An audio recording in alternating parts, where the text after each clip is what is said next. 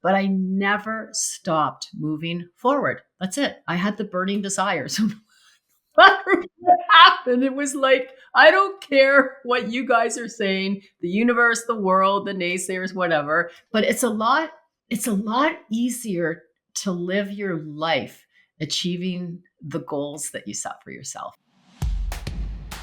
Welcome to the Habit of Possibility podcast, the show about turning obstacles into opportunities. I'm your host, Robbie Spier Miller. Today, Whitney Hammond, CEO of Sovereign Wealth Management and founder of From Wallet to Wealth, is joining me. Together, we will explore the mindset that helps people create more impact in business, wealth, and life. Now, before we begin, we have a special announcement. We've been having many requests these days for help with managing stress and navigating all the change happening around us. So we're offering free 1-hour stress management workshops, both in person at our training facility in Burlington, Ontario, Canada, and online via Zoom. Check the link in the show description for more info and to register. Now, let's get started with the show. Hello, this is Robbie Spier Miller, your host for the Habit of Possibility podcast. And today I'm welcoming Whitney Hammond. And she is somebody who's a self-made woman. She's made all kinds of amazing things happen, both in business and to give back to the community and in her personal life as well. And so the theme that I want to talk about today is what mindset or what way of interacting with life, Whitney, do you have that helps you create all the incredible accomplishments and contributions that you've created? So welcome, Whitney. Thank you, Robbie. Sometimes I wonder if I'm just the steward, where I get tapped on the shoulder to do something and then I have to go ahead and do it. I don't count up the things that I've done in my life, but when you and I speak and you mention about how I do make things happen, you're right, I do. And I guess what it is that I focus on the outcome. So I keep the outcome in mind.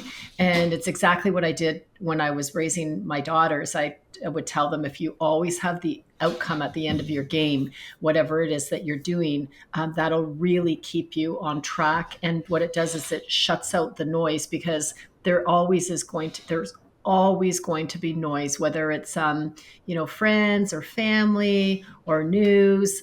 There's just stuff that will try to come and block what it is that you're trying to do. So I just keep the mindset of I'm here to serve, I'm here to provide. Depending on what I'm doing, like, when you were talking about Wallet to Wealth, like that was, building a community of women.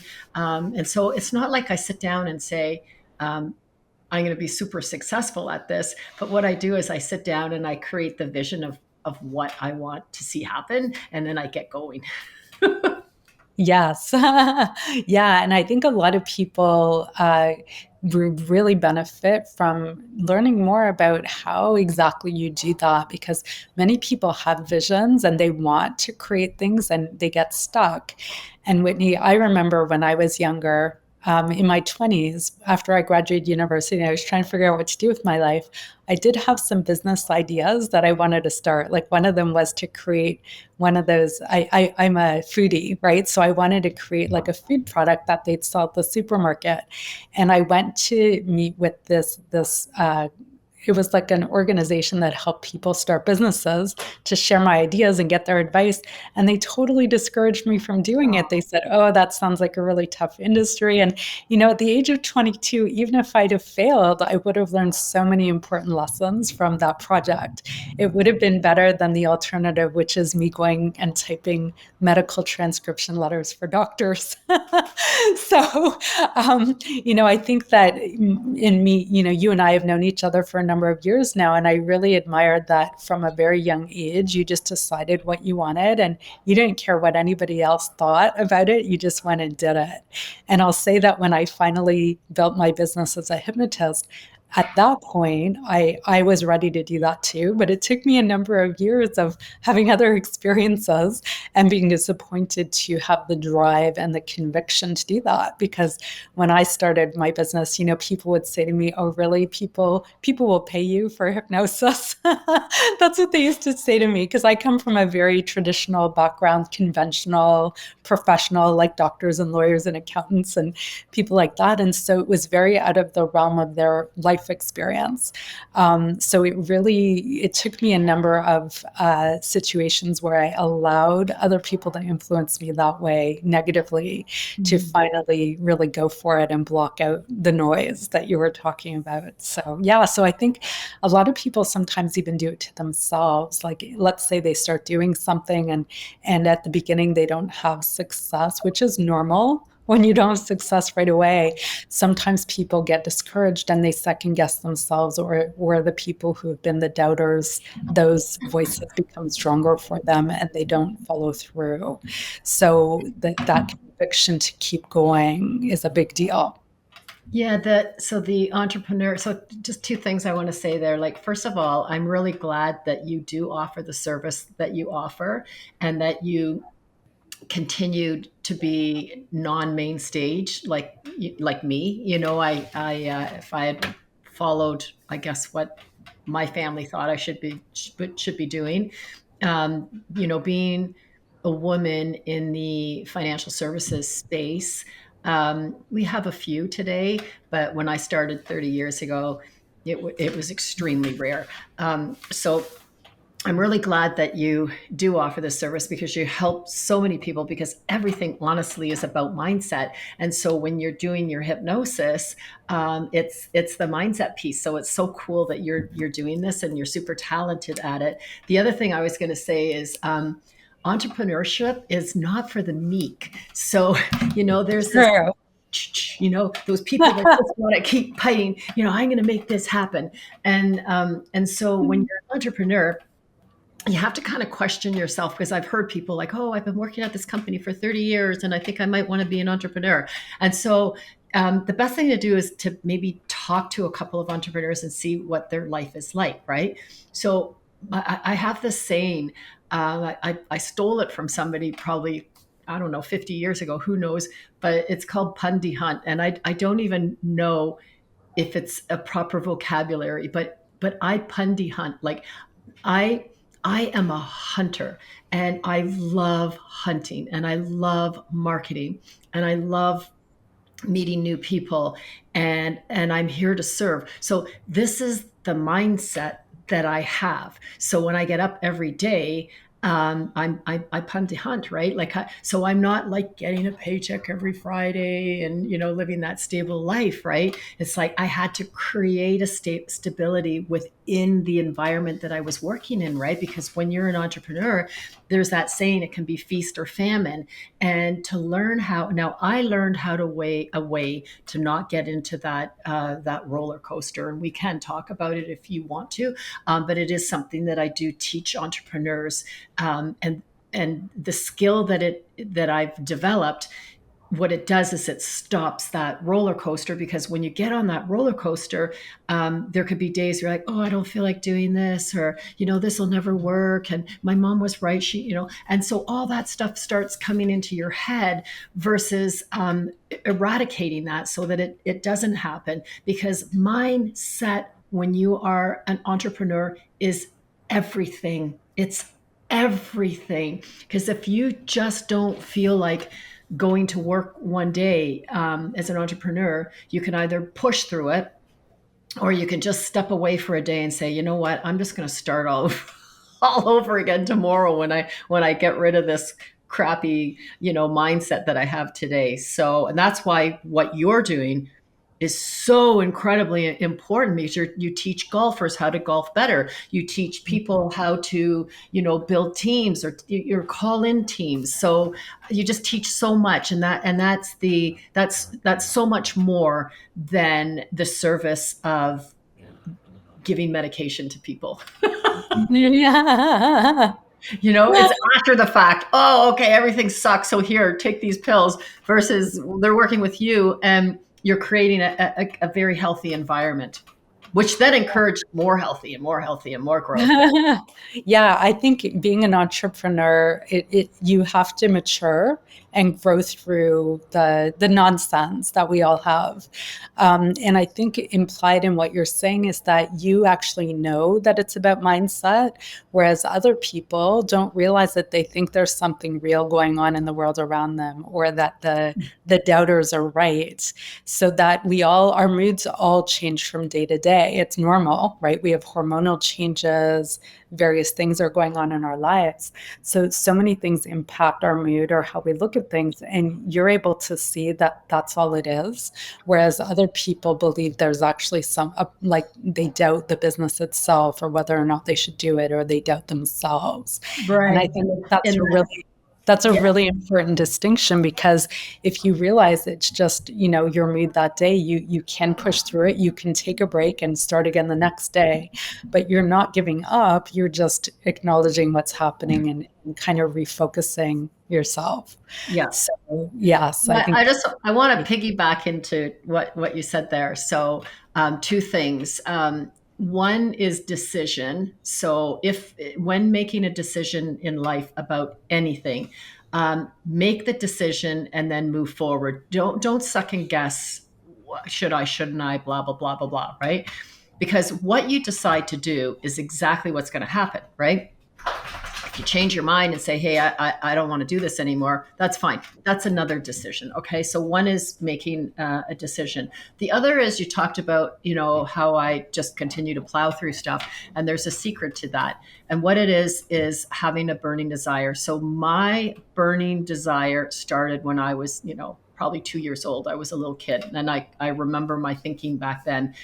And my desire was so intense, and it's still so intense, that I just keep marching forward no matter what happens. And if whoever is listening to this podcast today, tomorrow, or 20 years from now, if you have a burning desire to do something, then that something is going to happen, and just allow it to happen, because nothing will happen without, like, if you don't have that burning desire. So for example, if you have a burning desire to you know, maybe attract a good relationship. That seems to be an issue that a lot of people have, right? So that if you question it, well, this and I had that happen, and you start going down that path. The problem is that you've stopped the decision. The decision is, I want to attract a healthy person.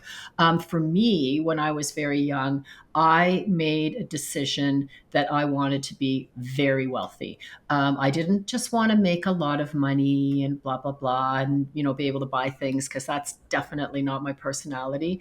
My personality was to develop significant wealth, so I could serve at a different level, and I also wanted to build significant wealth so I could shut out the naysayers, because I watched that from a very young age. I observed, people, their personalities. So I saw that at a very young age, and I just didn't want that for myself. Right. And so that just came to be. And it doesn't mean that I didn't have difficulty in my life, because I did, and we all do. But I never stopped moving forward. That's it. I had the burning desires. yeah. What happened? It was like, I don't care what you guys are saying, the universe, the world, the naysayers, whatever. This is where I'm going. And, if you want to come on the ride with me, come on along. And if you don't. But it's a lot easier to live your life achieving the goals that you set for yourself. And that's the calling out, right? You set a goal, and you call out, you make a decision. This is what I want to do. And all of that backsliding, those negative things, I've had those, many of them, and I just keep moving forward.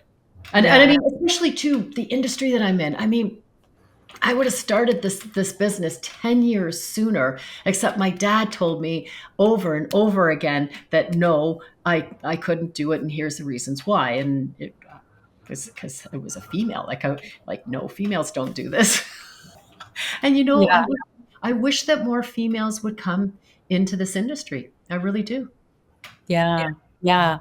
And so, right. And so that's where your burning desire stemmed from. And, I used to work in the corporate world. I was an employee and I've worked for nonprofit, government, and for profit businesses, uh, established businesses, consulting companies. And at that time, I didn't have the same kind of passion for my work as I do now. It's like I didn't know what my mission was yet, and maybe I wasn't ready for it yet. But as soon as I was, like, I work way more now than I did then, but I love it, and I do so like quality work, and Yeah. it doesn't feel like work for that reason, but it's the desire that pulls you. Because, for example, I don't love getting my taxes done, right? But it's part of the whole picture of being on the mission to help people. So I'll get it done for that reason.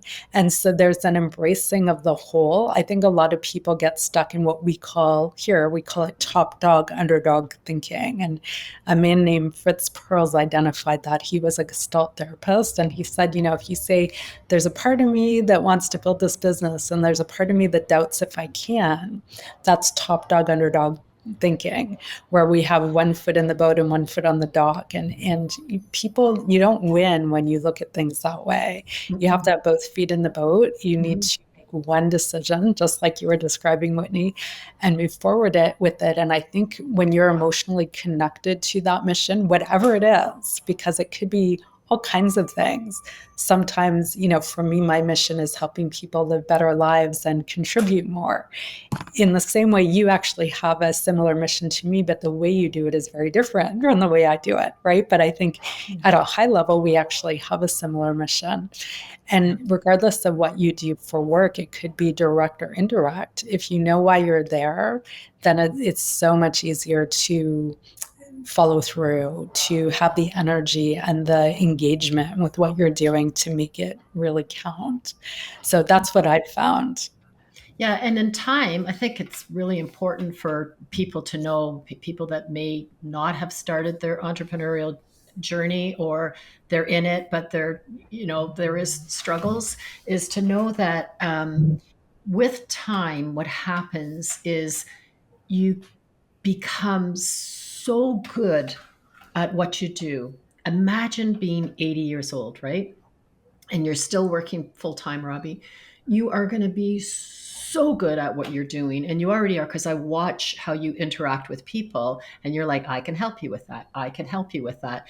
And so people just come to Robbie because it's like, she can help them with that. And it's so the point is, it's not a hard sell. So a lot of people feel like, oh, I got to get this done, and I got to make all these sales, and I got to knock on doors, and I gotta. And then as time goes on and you start to trust yourself in the process, and you're like, hey, I've got a really good service here. So jump into your zone of genius. Creativity is the most important thing. So if you think back to when you were little, and I had such a creative genius mind. It was, my mother used to tell me, it's like, where's this coming from? And see, now I have grandchildren, and I just love their little minds, right? Like, they just have, I mean, my grandchildren think that my dogs are people, that they talk, and but that's the imaginative little world that they live in. So it's important that if you're thinking about, hey, I really want to grow my business or start a business or change a business, whatever it is, the most important thing is to get into the creativity side of yourself, and start to imagine what I'm doing, who I'm serving, how I'm making changes in people's lives. And if you keep your center focus on the other person, yes, we want to have a good business. Yes, we want to make lots of money. Yes, there's a whole bunch of things that we want to do, but those things will always come through service. That's the world that we live in today. So it's not about filling our own coffer. It's about filling that of the person that you're working with.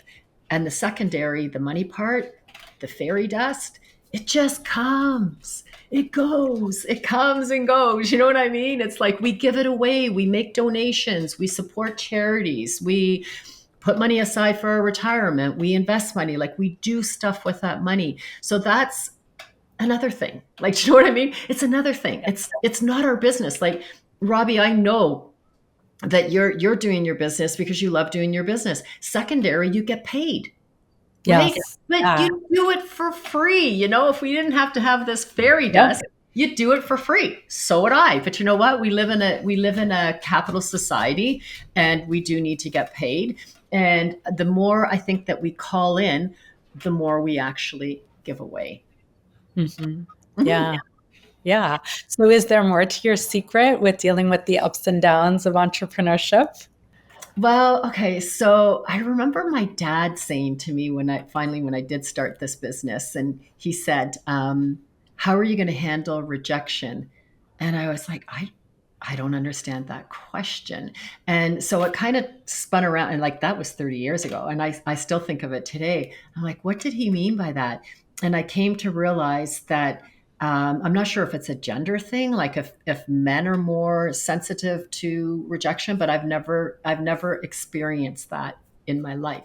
Now, does that mean I close every deal that I'm working on? No, but I don't take it as rejection because that's a selfish behavior, right? If I Hmm. want to help you, Robbie, and you're deciding you're going to work with somebody else, I did what I came to do. I came to help you. It was about you. It wasn't about me. So that's one Yeah. thing, is that I'm here to serve, and will and anybody in business, you're here to serve. So just connect with the like-minded people that you want to work with. The other thing that I think is super important. I love incorporation. It's another tax form. Not everybody can incorporate, but if you can, there's some really good tax benefits as to why you would want to do that. The wealth in Canada is sitting in small businesses. So the thing that I did at a very young age was that I decided to have the money, the pay, go into the corporation, whatever amount of money that was. And when I started 30 years ago, I gave myself a $400 a week paycheck. That's it. And I let the money build up in the company, and I just kept that discipline. And so as years went by, I didn't matter what. Now I've got 6 companies. What's going on in them? I still just take the same paycheck. So that way there's no peaks and valleys or anything going on in my world because my pay is the same every month. And So you really what you're describing is that you are separate from the business. You're not when people see themselves as one with the business, then rejection feels personal because they think it's about them. And they also get very touchy about the money. And they might spend money when it's really the business's money. They might spend it on personal things. So I think that's a really healthy way to look at it. Like it's the corporation's money or the business's money, and you get your paycheck and you live within the means of your paycheck instead of imagining that all the money that comes into the corporation is yours. So then if something happens, which it does, there are ups and downs in the world, you're from a position of strength, you have deep pockets, you can tolerate the ups and downs. Is oh, that for sure, like if there's economical changes. But, I think that one thing to think about is money hungry versus asset hungry. So you can always smell it, when someone is desperate for money, right? And those can be some of those people can do well, or they might be falling on their face, not understanding well why. But I've always been asset hungry. So I've been able to build money in corporations. I'm not money hungry where I want to, I don't know, go out and do a shopping spree, or I'm Mhm. just not constructed that way.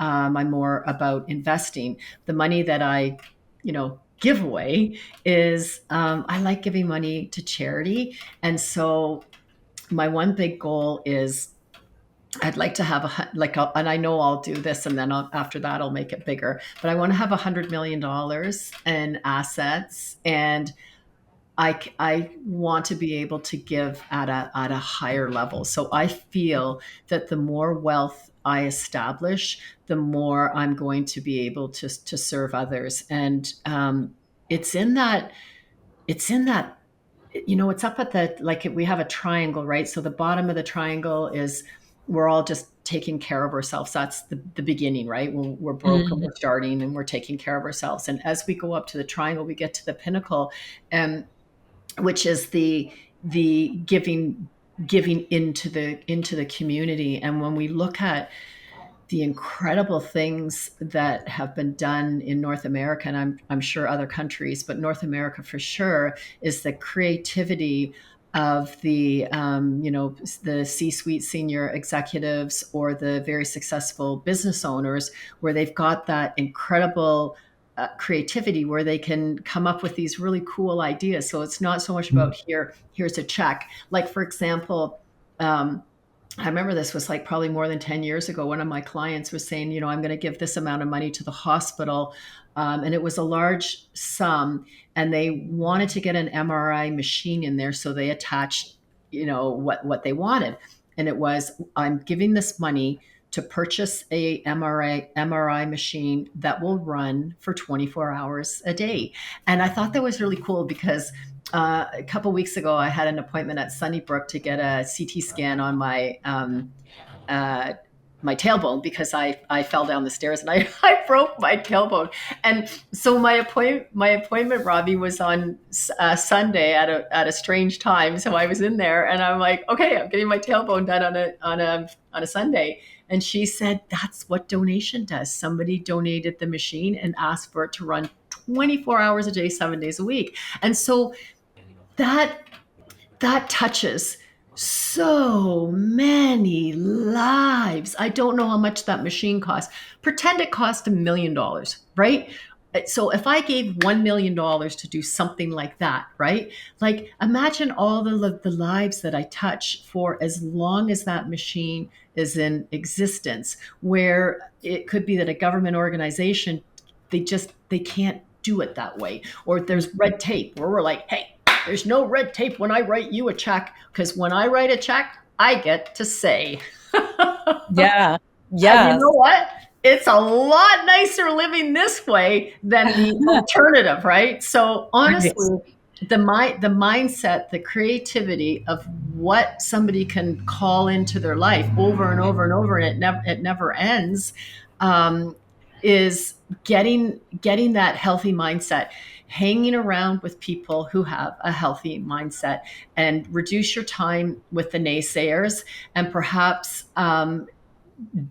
don't try to prove your point, right? Like and it's a lot of times with parents, right? Don't try to prove your point with your parent. Just let it be. Let them. They're from a different generation. It's the same as when I talk to my kids. They probably think I'm out to lunch. So Yeah, well, I love that because you see how if you have access to resources, money is one, right? Money, talents, other resources, connections with people, it gives you leverage to influence the world in ways you couldn't if you didn't have those resources. And so valuing accumulating resources for that purpose does change the world, right? When people use it positively in that way. And so I think that that's a really wonderful way of looking at things because when I come across a lot of people who they have certain beliefs about money that are really negative, like they don't want to have money, or they think people who have money did something evil to get it, or they think they don't deserve it. And all of that is about them. It's not about if they had this money, what could they do in the world? And when I used to work, my very first career was in the nonprofit sector. I was an environmental and social justice activist before it was sexy in the early to mid 90s. And my dream job at that time was actually to be somebody who worked at a big foundation and shows where the money went, because I thought if I did that, I could influence the world in really positive ways. I agree with you that being an entrepreneur and having resources is an even better way to do that, because even in foundations, there's lots of red tape. yeah, So the more freedom you have and the less rules there are, as long as we're ethical people and we're in the bounds of the law, the more innovation there can be. I love your example of the 24-hour MRI. That saves lives and stress, and right, it does so many amazing things. And the like the powers that be usually don't come up with that solution, or they can't implement it because they're bound by a system. So Yeah, and there's they have a different mindset, right? So that's yes. just a different thing. But I wanted to just jump in here and share about again another mindset thing. So ideas come from above, right, Robbie? They come, right? So our creativity, that's how I explain it. Where'd you come up with this idea? I don't know. It fell from above. So there's people that catch ideas, and then there's people who poo poo ideas, right? So I'm a catcher of the ideas. So let's just say the idea dude and the money dude, whoever that is coming along and says, okay, I got this idea and I got a pile of money, and I get tapped on the shoulder and I say, well, that's a really stupid idea, and who the hell would want to do that anyways? And no, I can't, like that. No, I'm not doing that. Like, get lost, right?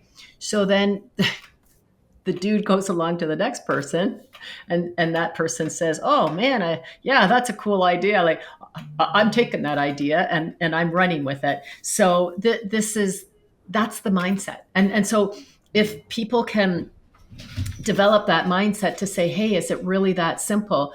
Why is he so rich? Why did he get all the money? Oh, well, because you know what? When opportunity knocked on his shoulder, he was like, yeah, bring it in, right? I'll do it, no problem. If Yeah. there's not enough of me, I'll just get a team around me to help implement it, because there's people lining up all day long to do different things, whether it's volunteer or whether they want to come and work with you. And we've had conversations about that, about, building Wallet to Wealth, and which is a non-for-profit, just to allow women to have space to, to be with one another, and to have speakers teach them new ideas, or whatever's going on. So again, we get into that environment where the energy is like, well, this is a great room to drop some ideas and some fairy dust money, and so we capture Yeah. it, right?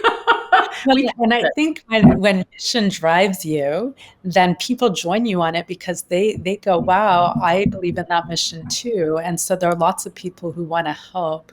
So I think there's a lot of positive energy flowing in the same direction when we're mission focused. Yeah, Yeah. yeah. Yeah. Which is awesome. Yeah, Yeah. and so it's just really knowing that there is this energy of thoughts, there's energy of movement, there's energy of money. Think about it. If you don't believe this, tell me how you feel when you sit down beside somebody who just is complaining all the time, right? And like, particularly like with this election, Robbie, I disconnected. Like, I think, how did I get even connected to some of these people? I don't even know them. So it's almost like, did Facebook connect me with people that I never, whatever? So I just took out a whole bunch of people, and I don't need to be friends with that, because I don't I don't need to hear the negativity of someone else's mind. I'm not interested. In my mind, I live in the greatest country in the world. That's how I think. Whether it's true or not, I was raised that way. I'm like you. My parents weren't born in Canada, right? So when they came to Canada, they were the land of opportunity, right? And that's how I was raised, and never to badmouth where you come from. So I don't know any better. That's all I know, and it's been a pretty good life. Yeah. And, no matter where people live in the world, I believe a really useful way to do this, no matter where you live, no matter what your life circumstances are or your abilities are, if you appreciate all the gifts you have and you're willing to be on your mission, you can make all kinds of things happen. Being the ideas person isn't enough. You have to be the one who puts it into action because tons of people have ideas. Um, Yes. the people, there are all kinds of people make things happen. You need to decide you're one of them and follow through. And I think that consistency of focus on mission and being willing to know, like if you put a destination in your GPS and along the way there's a speed bump, you don't say, oh, well, I guess I'm not meant to go to that destination, right? Or there's a detour, or there's traffic or whatever. You find a way to get there. And so I think that's a really good metaphor for how to look at this in a useful way, that you're deciding to go somewhere and there'll be ups and downs and there'll be roadblocks along the way, and you find a way to get there. It's deciding that you're going to be that person. And that's super important what you just said, because I've heard people make the comments like, well, maybe it's not my destiny, and maybe, Yes. and it's like, Yeah, maybe this is a sign that I'm not meant to do this, and it's get just fear talking, right? get They're looking off. for an Yeah, excuse. get off the superstition. Get off the superstition. When you look at the principles in life, and the habits that we build, superstition is not on that list. So, for example, if you decide to do something, like for example, I'm moving houses, and Robbie, I've had all sorts of mud coming at me that like this is not a smooth deal. And so if I was superstitious, which I'm not, but if I was, I could say, oh, well, maybe this wasn't meant to be. And it's like, you know what? It's meant to be because I decided it to be. Okay? That's it. Every single thing in our life is because we decided it to be, right? So it's make a decision, move forward. Couple things I just wanted to share here, just a little bit off topic, but since we're talking about a money mindset, there's habits and there's ways to make money. So there's three ways to make money that I want to share. So if you're looking for the highest um, income that you can make in a job, is sales. That's the high, and in North America is built on sales. So you're selling something, you're selling a service, you're selling yourself, you're selling a widget.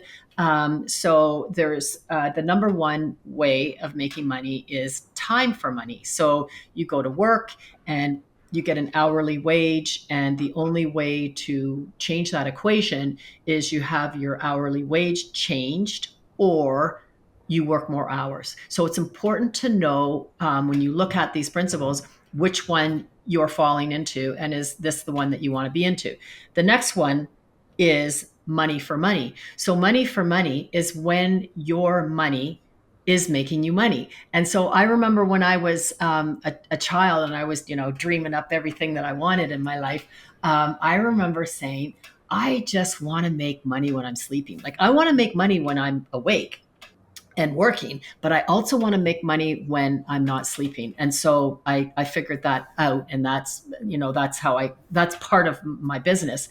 And then the third one is multiple sources of income. So for people who want to, establish a lot of wealth, to look at call in ways to make more money from multiple sources. So for example, let's just say we use a massage therapist. Well, I'm doing massages. I charge, $100 or whatever for a massage. So this is how much money I can make, right? So, but I want to make more money. So why don't we have a multiple source of, maybe I'm going to sell some oils, or maybe I'm going to sell some bath salts. So we start adding things. So that's a multiple source way of bringing money in.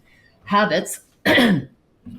So the four habits of people who become financially successful, and it truly, truly, truly is habits. So look at what your habits are. The first one is increasing their income. So they're focused on making more money. They're not focused on, I'm just going to do this. They're always focused on increasing their income. The second one is they invest. They invest on a regular basis. So I started doing that when I was a child, investing on a regular basis. So I developed this habit at a very young age, and taught my children the same thing. So no matter what stage of life you're at, if you're like, oh, I just can't make ends meet, start putting even 25 bucks away into a different bank account, or I know they have these online services now that you can invest in, but do something to get the energy of money moving.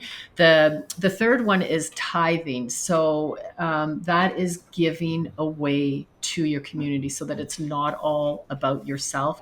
And the fourth one is the successful people do is they reduce debt. So pay your taxes, pay your GST. And I know you mentioned that a little bit earlier, is when you get the money, you're just going all and spending it. It's like, no, you have to put these habits into place. So doing without, hey, you know what? I bought my first house when I was 20 years old because I learned how to do without. I did a little project on myself, and I took 1 year of working, and I saved every single penny I made except for 20 bucks a month, which got me around transportation wise and food. I was living pretty poor back then. But you know what?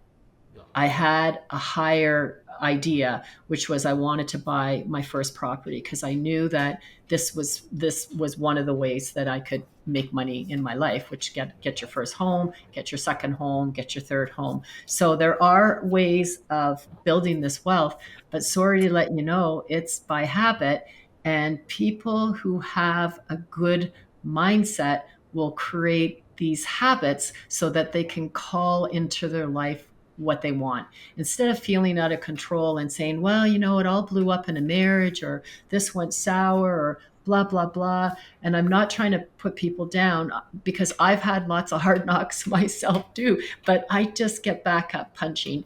And I'm not looking to call anything negative into my life. I just deal with life on life's terms. When stuff happens, got to know what to Right. do.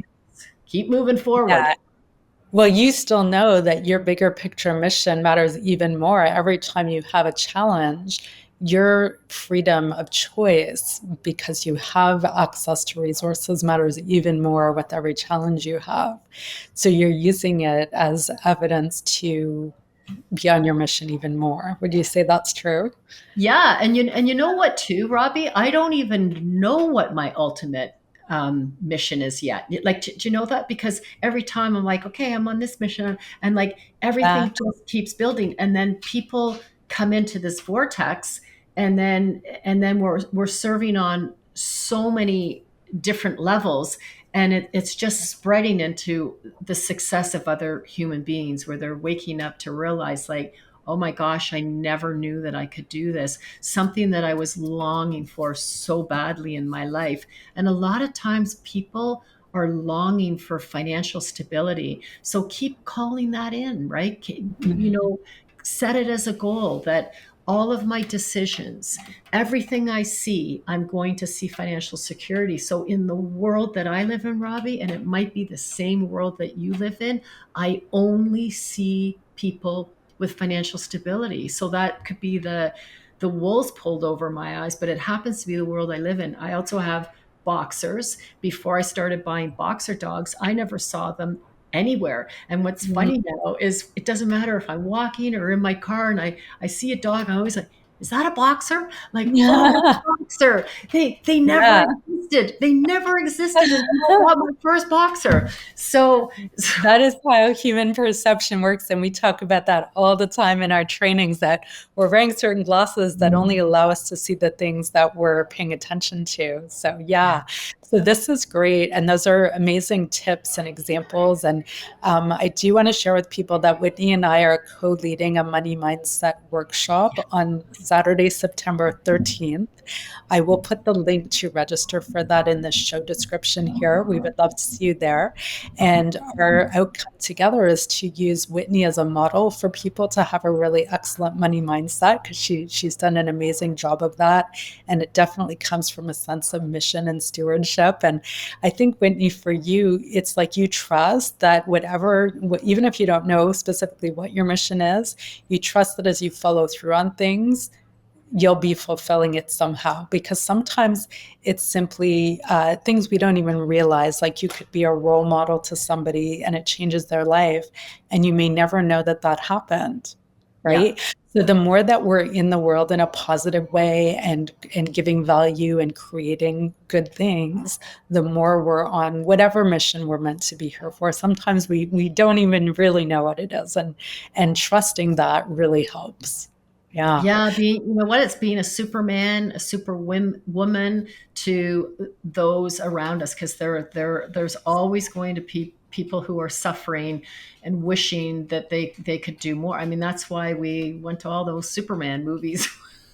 When it Yeah. was Spider-Man, because everybody wants a hero. You know, we're Right. all looking for a hero. And we can all be that to each other. So it's not that we're special. We're just realizing that we can make the most of the resources we do have to be like that more for the world. So I think that that's an important thing, right? It's not about, making ourselves super important. It's about making the most of what we have to give to others. Exactly, exactly. So, goal setting is, I mean, people are probably tired of hearing that, but goal setting is very important, and it's something that I grew up with, and part of it was, maybe some people can identify with it, is studying music. I studied classical music for a very long time, but I also played sports. And I really loved playing sports. And so, again, there was a goal, right? So I know sometimes they say, well, it's how you play the game. And I just didn't fit into that mold. I had to play to win, and I loved playing. And so everyone wanted me on their team because they knew I was going to pitch the best, or I was going to, catch on first base the best, or I was just really good. I had a lot of energy, and I had that mindset. Like, I'm on this team, we're going to win, we're going to win. And, Yeah. and so I'm on my own team, right, in life, and I'm going to win, and that's the attitude that I have. And for anybody at any age, you can really start doing anything at any age. So let's say you're 60 and you're like, oh, I've missed the boat. And it's like, but you haven't, because most of us now are working till 80. Robbie, I just want to share as we end, like, I belong to an elite financial group where we're connected with the government, and so we do all sorts of lobby and tax planning. And I've been involved in this for like 25 years, and I'm the young one in the group, and the guys are all like in their mid 80s, and they look awesome. They look amazing. Like, they're just so healthy and so happy to serve. And I was one guy I was talking to. I was thinking about, my goals and what I'm doing, and here this guy used to live, Ravi, in a foster home, Mhm. and he's one of my colleagues. And I just happened to Google him, and it said his net worth is $16 billion. Now, Wow. how do you think he did that? Yeah. That was not from taking money from people. That was serving at such a high level and remembering how horrible it was for him as a Mhm. child, that he was going to go out and do as much as he could in this world, and the amounts that he gives away, and the organizations and people that he helps. Um, so this is the thing, it's that it's never too late to ever start anything, because it isn't about Freedom 55 anymore. It isn't about 65 and out. It's about working and thriving for as long as you want in your life. Do what you want in your life and call what you want into your life. Money comes and goes. It's just an idea, you call it in, and it will happen. If you say that I can't, I can't this, I can't that, I can't that, it's like, okay, well, remember the little engine that could? Like, we learned that when we were 3 years old. I think I can, I think I can, I think I can. And we got over the hill. Yes. Yeah. Yes. That's an awesome story. Yeah. Awesome. Well, thanks so much, Whitney. I think there were so many great tips in here and inspiring stories. And that colleague you have sounds very impressive. I love hearing about people like that, and the people who have resources and value giving back with them is, in my values, I think that that's really what it's all about. Because you can't take it with you. So you want to use it for good. Yeah. Yeah. And then the reward in giving, like the energy that comes back from, and the people that you meet. And I'm just like, for you and I, from when we met at the very beginning of From Wallet to Wealth, when I was just like, I don't know if I could do this. And I was getting pushed, by my kid, right? Who was the voice in it, who was the child who cried all night long in a women's shelter. And what's kind of interesting is that the adversity that we experience in our life, you have no idea how that's going to pay off in spades one day. So sitting in the boo-hooies versus saying, like, the guy that was in the foster care, and I know many other people that were in foster care too, who just bang turned their life around, just like I did when I was 2, listening to my mom and dad always fighting about money. And I was like, you know what? I'm going to have so much money in my life that I'm just never going to fight about this stuff. Yes, I'm with you. Yeah, I had a similar thought. And my way earlier on in my life with dealing with that was to decide I didn't need very much money, but I wasn't really using money as a tool. It took me time to appreciate that I was giving up opportunities because I said, oh, who cares about money? I have enough. So I lived on the poor side, but I wasn't really investing. Like when you said you bought a house and you were building capacity, it took me time to really appreciate that. So I think that that's, an important point for people. So yeah.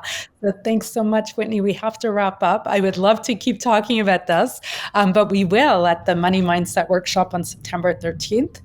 So again, the link will be in the show description, and we look forward to seeing you next time.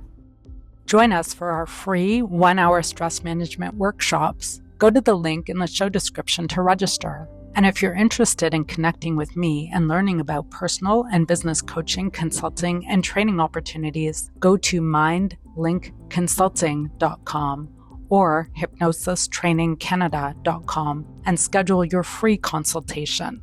Let us know what you think of the show. Reach out to us at mindlinkconsulting.com. And if you like this show, please rate and review us so other people can find us too. Thanks so much for tuning in. I'm Robbie Spier Miller, the host of the Habit of Possibility podcast. Tune in next time to learn more about how you can turn obstacles into opportunities and make the most of your life and career.